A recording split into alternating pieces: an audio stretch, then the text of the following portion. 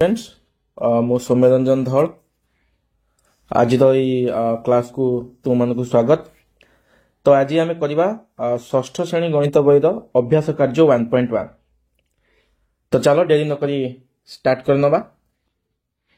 तो देख पे प्रथम क्वेश्चन अच्छी 8 अंक विशिष्ट सबुठारु सान संख्या आरंभ करी परवर्ती 5टी संख्या को उपयुक्त स्थान रे कमा व्यवहार करी लेख और सेगुड़ी को पढ़। तो आमे कौन करिया प्रथमे ना 8 अंक विशिष्ट सबुठारु सान संख्या लिखिबा। तो 8 अंक विशिष्ट सबुठारु सान संख्या की हबो ना 1 रो केतटा शून्य हबो 7टा शून्य। 8 अंक विशिष्ट सबुठारु सान संख्या हला देखो 1 2 3 4 5 6 7 1 रो 7टा शून्य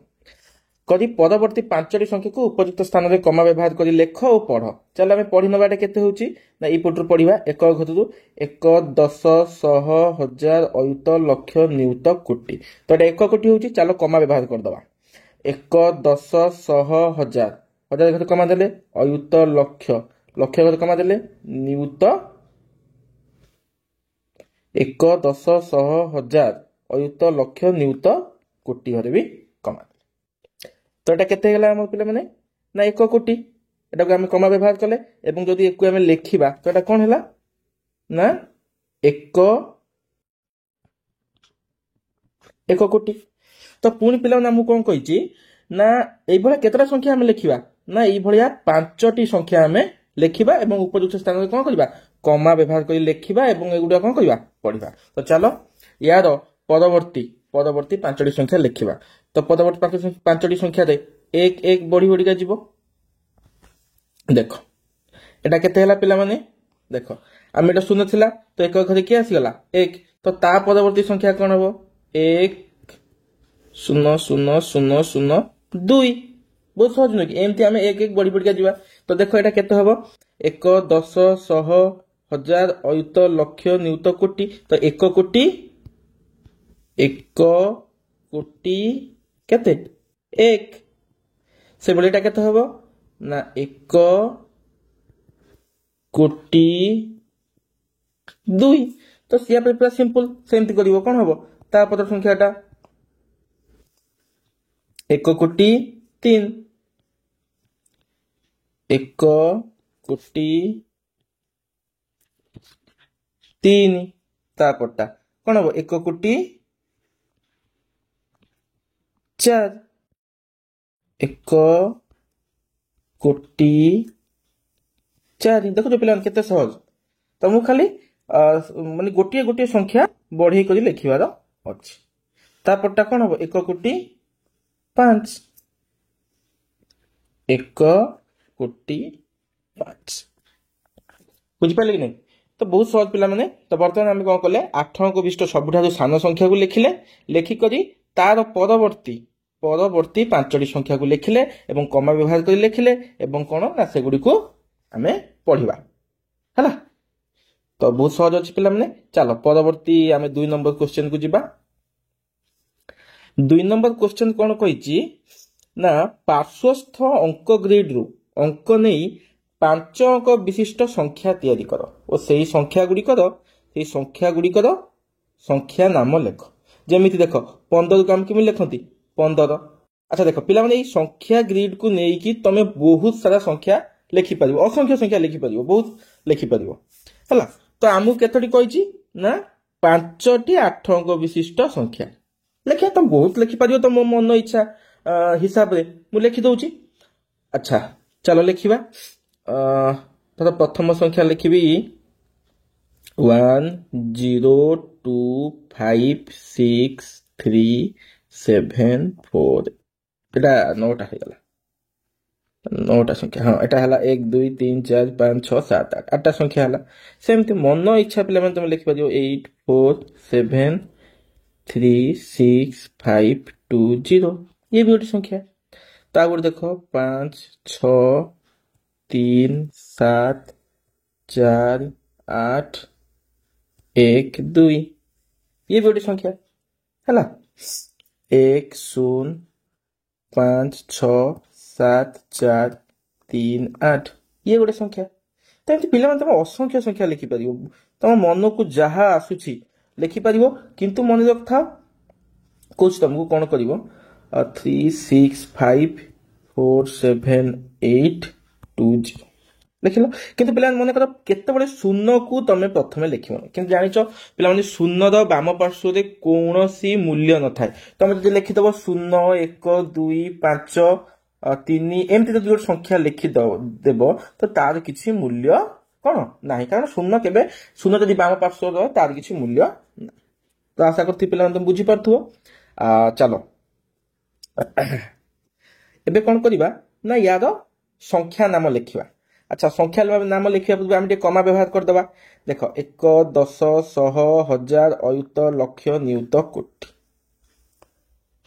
तो एटा केते हला पिला माने ना 1 कोटी 2 लक्ष 56,000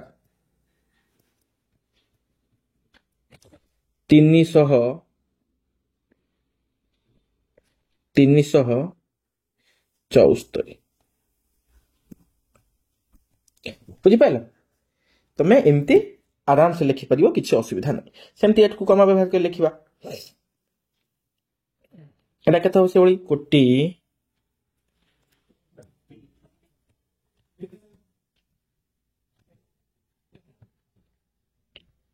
47 लक्ष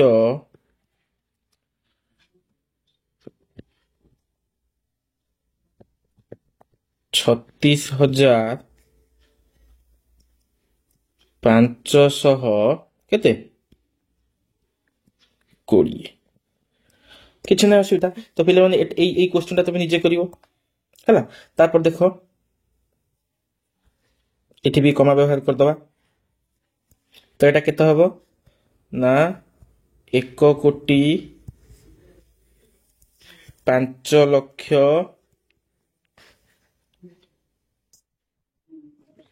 67,000 438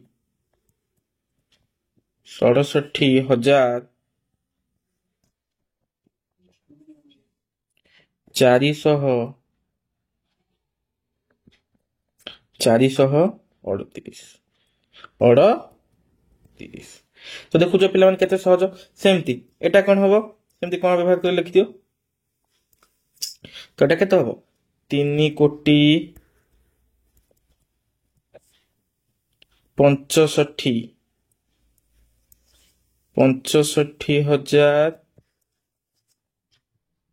सॉरी 65 लक्ष 47,000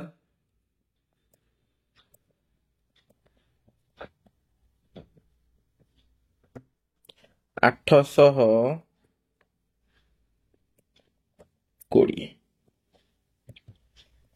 बुझी पारथो पिला माने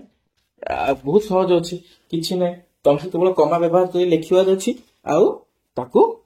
संख्या रे लिखिबार अछि हैला तो बहुत सहज चलो पदवर्ती क्वेश्चन को जिबा पदवर्ती क्वेश्चन कोन कहला ना एपरी कोन कहूची ना एपरी 8 अंक विशिष्ट संख्या तयारी कर जहार प्रत्येक अंक समान से कहूची कोन ना 8 अंक विशिष्ट संख्या तयारी करिबा जहार प्रत्येक अंक समान सेही परी जेतरी संख्या संभव लेख अच्छा चलो प्रत्येक अंक समान माने तो सब गुडा समान हो तो देखो हम केमती लिखि परिबा ना कौन हम ना एटा गोटे संख्या केतटा 1 8टा 1 4 4 8टा 1 ये गोटे संख्या तो सेमती आमे कोन करिया प्रत्येक अंक समान ना 8टा 2 बुझी परछो कि पूरा सब कथा सेमती प्रत्येक अंक समान के 8टा 3 सेही भलिया कोन हबो ना 8टा 4 बुझिले कि नै एमती कोन हबो 8टा 5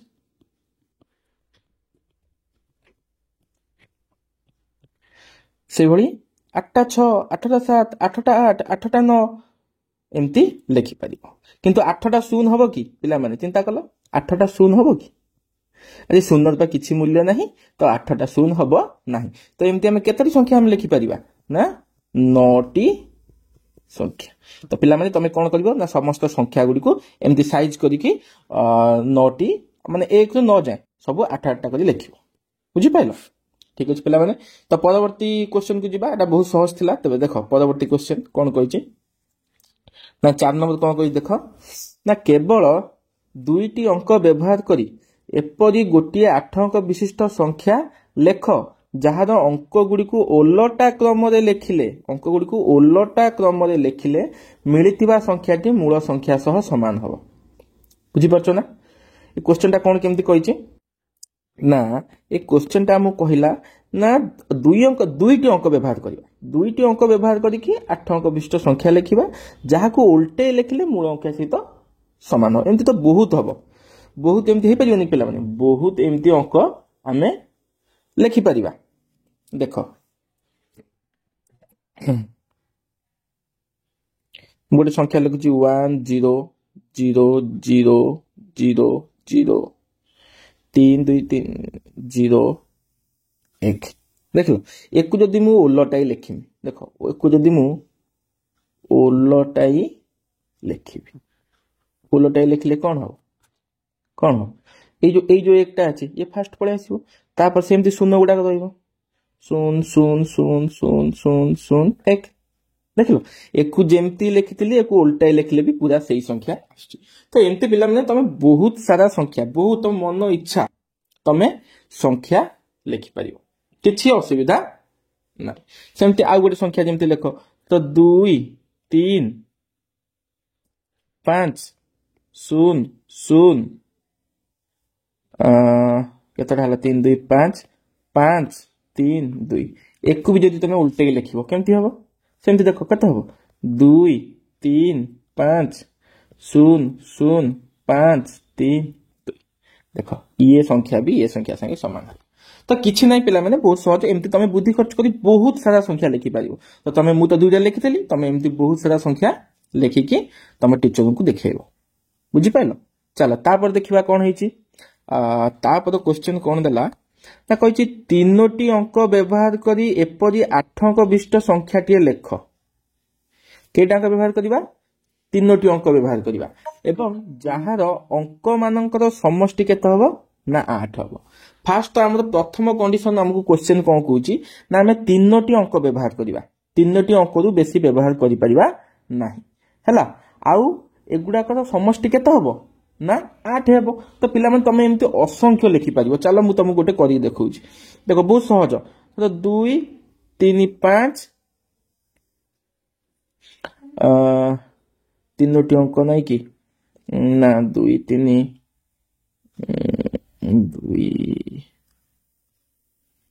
2 2